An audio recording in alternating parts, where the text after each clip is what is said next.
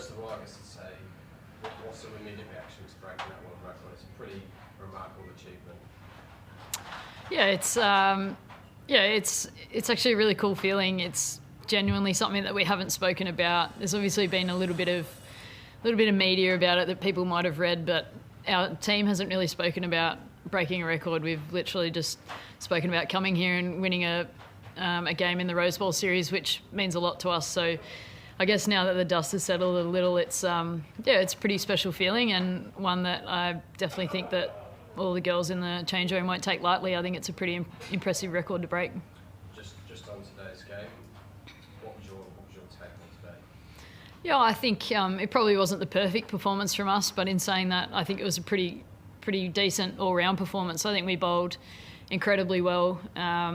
Shooter and Nick Carey did a really good job for us. I think spin normally dominates us or for us in the one-day format, but to see Shooter and Nick take bulk of the wickets today, I think was pretty impressive. And I guess with the bat, we pride ourselves to chase down totals, and when the bowlers do as good of a job as what they did, the batters need to back them up. So I thought it was a half-decent performance, and it's something that we'll look to build on next game, knowing these conditions. So hopefully we can just keep improving. And just going to ask about maybe the bowling performance. That seems particularly important in the first innings. But yep. Do you feel there's a little few nerves in the second innings with the chase when a couple of wickets fell?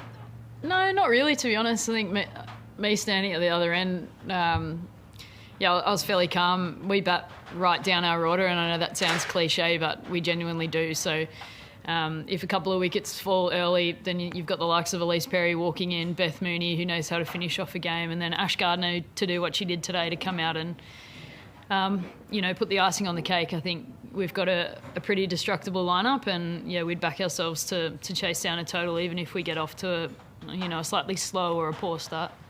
Just on the Whitefords, struggled in this format for a couple of years. Do you see them as particularly vulnerable at the minute? I wouldn't say vulnerable. I think sort of inexperienced is probably the word that I would use, and they're missing a couple of key players out of their side that would traditionally make bulk of the runs or take bulk wickets. So I guess if they get a couple of those key players back, they're just as dangerous as anybody else, and especially coming into a World Cup next year here in their home conditions, I think they're going to be a really hard team to beat. So it's great from their point of view to see new players coming in, like Down today made 90-odd, and they've got some players in there that are pretty impressive. So there's lots of positives that they can take out. And they're only 1-0 down in the series. They could still win the next game and take it to the third. So we're wary of that. Just finally for me, before Zoom switch, the record that you've beaten is Ricky Ponting's great. Australia's probably one of the greatest teams ever. Have you had any messages from guys from that team about this particular record that's on the line? Not just yet. I haven't heard anything, but it's a special record. I think probably a lot of players in that room, me in particular, idolised Ricky Ponting growing up. He's exactly how I wanted to bat and take on the game.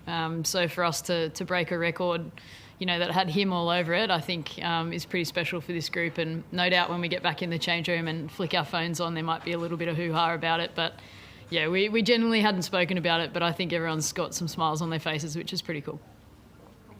I'm just going to head down the list, guys. So Andrew, I might kick off with you. Thanks, Lucy. Hi, Alyssa.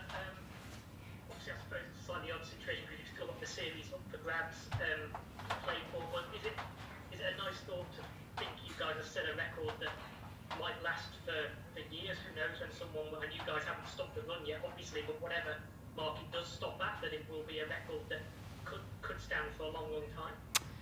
Yeah, I guess that's something that I hadn't even really thought about. But no doubt another amazing team will come along down the track and beat it. But I think the most impressive thing about our streak has been the length of it. There's been a lot of years between those games. We don't play a lot of cricket for Australia throughout the year, especially over the last 18 months. We've hardly really played. So I guess that's been the most impressive thing, that we can still come back together as a group and be as consistent as what we have been. It's pretty impressive. Just on today's game specifically, even though you didn't take a huge number of wickets in that first 36, 37 overs, did you always feel you had control of the game. New Zealand's unrated didn't really get above 4 over for much of that period. Yeah, it felt like that. It felt like something was going to give at some point, and fortunately for us, it went our way. I think in certain situations like that, you know, our batter could get away from you, you know, and end up putting 260 on the board, and then it's a really interesting chase. So I thought our bowlers did a fantastic job, and obviously we play a lot of T20 cricket, and ultimately in the back end, a lot of the plans are pretty similar to that format. So we just backed our plans, and they took those wickets at the end and ultimately kept them to a total that we knew we were comfortable in chasing. Thanks, Alyssa. Thanks, Andrew. Ben, do you want to jump in? All of my questions have been answered, thanks. So easy. Damien. Nothing from me. Happy Easter. Thanks, Damien. LJ, anything from you? Sure, I'll give an easy question. Watching this team over the last 3 years, it's just been really fascinating to see how the side's evolved and how you all know your roles so well now. How much of a process has that been to work out what everyone's strengths are and how it fits together into this side? Yeah, I feel like it wasn't really a process. I think we're really lucky as a group.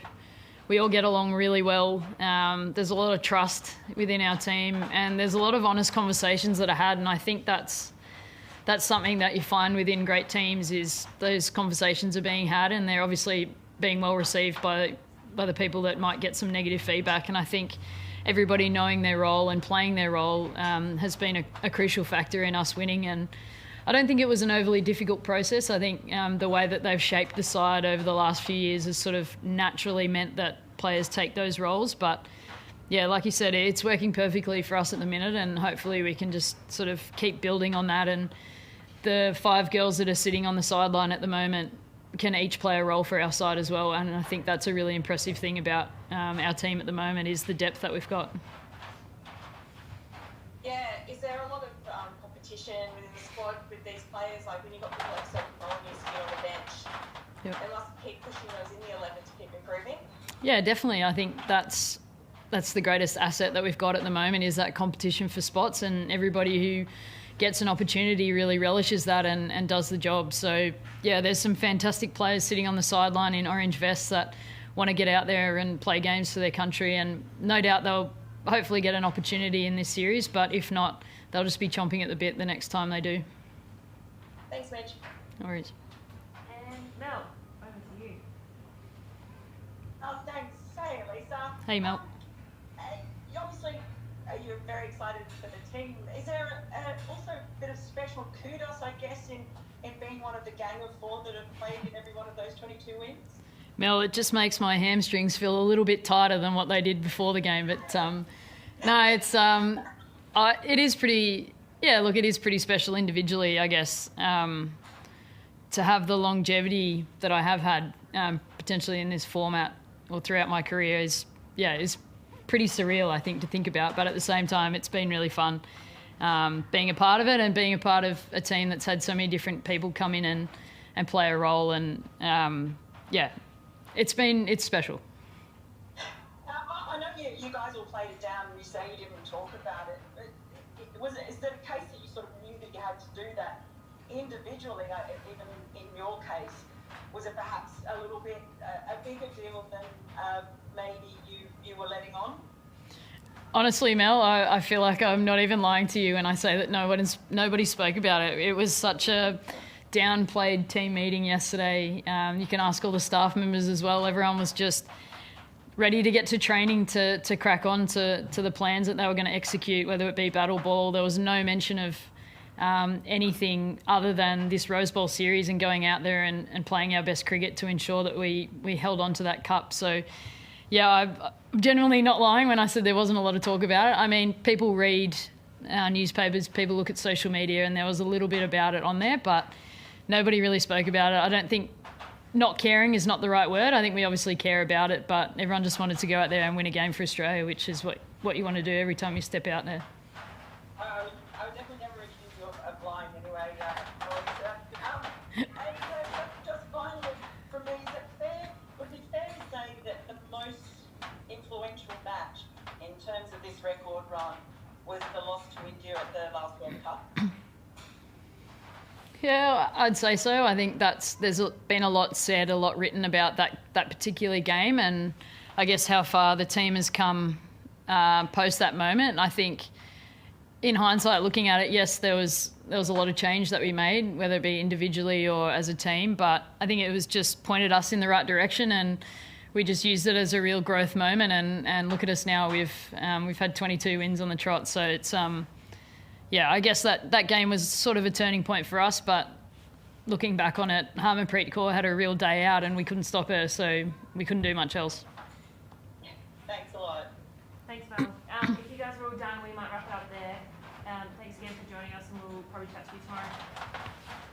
Thanks everyone. Cheers. Bye. Thank you. Thanks, guys. Congratulations on Thanks a lot.